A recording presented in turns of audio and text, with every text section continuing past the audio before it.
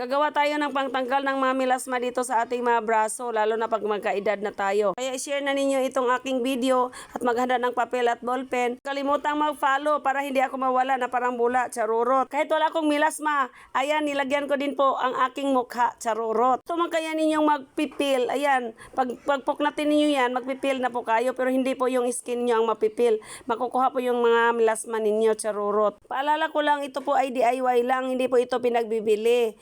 Kayo po ang magawa nito. Kaya naman baka naman sabihin nyo sa akin, pabili po. Hindi po ito binibinta o pinagbibili. Gagawin niyo yung DIY sa inyong mga bahay. Madali lang gawin. Una, kailangan natin ng saging. Kahit anong saging, saba or saging na lakatan, kahit ano po, basta may saging. Alam naman natin ang benepisyo ng saging sa ating katawan at balat.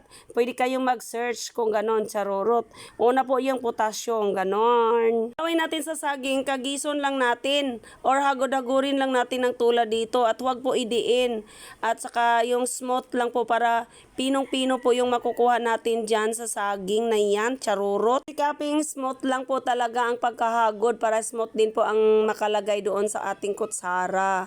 Tulad lang ng ganyan. Mas maigi kung gawin ninyo dito sa saging or banana, yung hinog na po. Ayan. Pero okay na din po yung ganyan nga klaseng saging. Sarap na magkainin, makabisi. Sorry naman at kain din ako ng konti. Charurot.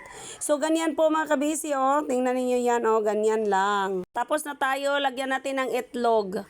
Subukan natin mga kabisi yung itlog na yellow ang kukunin natin. Kaya paano ba ninyo kukunin yung yellow na itlog kung kayo ang magawa? Sa akin po, ganyan lang po ako kasimple. Ganyan lang. O, palipat-lipat lang siya. Ganyan lang mga kabisi. Yellow lang ang ilagay natin dito sa saging. O, tingnan nyo yan. Ganyan lang. Tapos haluin natin ng maayos. Yan, makikita natin yung kanyang consistency na hindi pa talaga pwede kasi hindi pa masyadong nahalo. Dito naayos na halo na ilagay na natin si baking soda. Ayan. Ang baking soda, Arm & Hammer yon ang bibilihin natin kasi pwede din yang inumin. Makain yang Arm & Hammer. Yan ang po nilalagay po sa mga cake yata. Pero ito, yun din po nagagamot natin kung may mga gamot. Yan, kaya nagaganyan yan kasi ininom ko yan noon ay dati. Kaya huwag kayong iinom pag hiwala po talagang hindi ninyo alam kung paano po yung gagamitin pag inom. Ganon. Isang kutsara lang po ha mga kabisi ang ilagay natin dyan. Wala pong makakalason dyan kasi makakain lahat yan. O, saging, itlog na yellow at saka iyan ang ating baking soda. Nakikita naman natin mga kabisi na paglagay natin ng baking soda ay nag-iba na po ang kanyang kulay. Tingnan ninyo yan para nagiging brown. Diba? O, tingnan niyo yan mga kabisi. Ganon po yan si baking soda. Grabe po talaga ang kanyang efficacy sa pagkaputi sa ating mga balat. Napakabisang pangtunaw po yan si baking soda at pangtunaw din po ng ating mga melasma, charurot. Naalala niyo yung tinuturo ko sa inyo yung skin rehab natin. Pwede natin lagyan din po ng isang kutsarang baking soda yon. Yung tomato rehab, yung aloe vera rehab at saka yung cucumber na skin rehab natin. Pagka ganito na yung consistency niya mga kabiisi, ibig sabihin dito, halong-halo na po siya talaga. O, tingnan ninyo yan. Lagyan pwede natin dito ng powder milk mga kabiisi para naman ay lalo po sa talaga siyang magi-sticky. Sa paglagay natin ng milk, nakadepende po sa karami at ka-sticky ng inyong mga nagawa na. Basta tandaan, kahit anong klaseng powder milk, pwede po.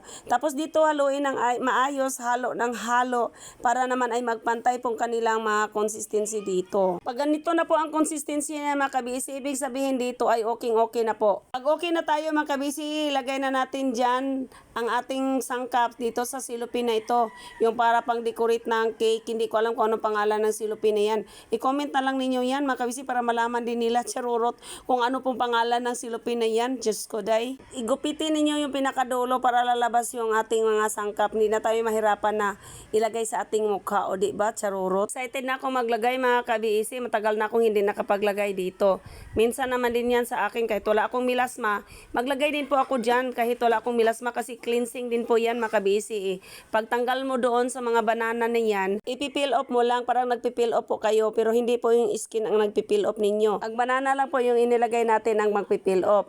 At sasama na din din niya yung paglighten ng ating skin. Kasi yung mga dead skin, yung mga wrinkles, yung mga melasma nga, yun lang ang kanyang tatanggalin. That leaves your skin whitens and clear. Charorot. English yun, mga kabisi. Tapos na ako maglagay, mga kabisi. Napakaganda pang tingnan ngayon kasi hindi pa tuyo. Pag tuyo na yan ay hindi na matatakot na kayo sa akin. Ito na, pag tuyo na mga kabisi, di ba takot na kayo sa akin. Pero ganito po yun, oh, nagpipil na siya. Pwede na ninyong ipipil yan. Pero ayaw kong magpipil ako dito, mga kabisi. Ayaw kong magpipil-pil pa ako dyan. Ay hilamusan ko na yan, mga kabisi. Kasi ayaw ko yung ma-stress yung aking skin. Charorot. Pero yun, wala naman maganda naman din magpipil kayo, mga kabisi. Pero yun sa akin, mga kabisi, ayaw kong magpipil-pil ako. Kasi pareho naman din kung hilamusan mo lang. So, maghilamos ka lang po. Tapos, kung gusto niyo i-feel na makikita niyo yung maganda po talagang kinalalabasan pag ipipil niyo yan dyan sa inyong mga kamay. Baka naman ay makurot niyo yung mga muka. Charorot! Pagkatapos akong maghilamos, mga kabisi, ito naman nilagyan ko na naman yung aking braso. Kasi ito yung sinasabi ko sa inyo, kung may mga melasma po kayo dito sa inyong mga braso, dyan po kayo maglagay, mga kabisi. Doon lang kayo maglalagay kung saan banda yung may mga melasma, saan party sa inyong mga braso ba kaya or saan banda po talaga sa part of your body na may mga melasma kayo. Diyan ako naglalagay kasi sample ko sa inyo na usually pagtatanda na tayo, diyan po palagi ang mga melasma. Yan po ang natira sa mukha ko na inilagay ko. Ito na po, tuyo na po ang ating nilagay dito sa ating braso. Kaya yan, ipipil na natin. Hindi ipipil, kundi ipipiling na natin, magpipiling na yan, no? Pingnan yan yan, no? Pugniton lang nyo, makabisi, tapos birahon. Charurot, parang mga kugan. Pero ayoko yung mga ganyan, makabisi. Gusto ko na lang hugasan na lang siya, makabisi. Makikita naman ninyo, iba ang dating talaga, oh. Oo. Kung may mga melasma kayo dyan, makabisi, hindi naman matanggal ang mga skin ninyo. Pero yung maglightens po talaga yung inyong mga melasma. Klaro ko lang, makabisi, hindi po yan sa isang lagayan ay matanggal na lahat ng mga melasma natin, ha? Organic itong ginamit natin at walang halong chemicals. Ang chemicals nga ay hindi nga natanggal sa isang lagayan. Paano pa kaya itong mga organic? Kaya, ayan, hindi tayo tatamad-tamad, mga kabisi. Kailangan may ginagawa tayo, lalo na may mga edad tayo. Kailangan always active tayo. Pagandahin natin ang ating mundo, charurot. Para hindi natin maalala na may mga dinaramdam na tayo, mga senior sentences. Ganun lang yun. Palagi nating feel ang pagka-senioretta, charurot.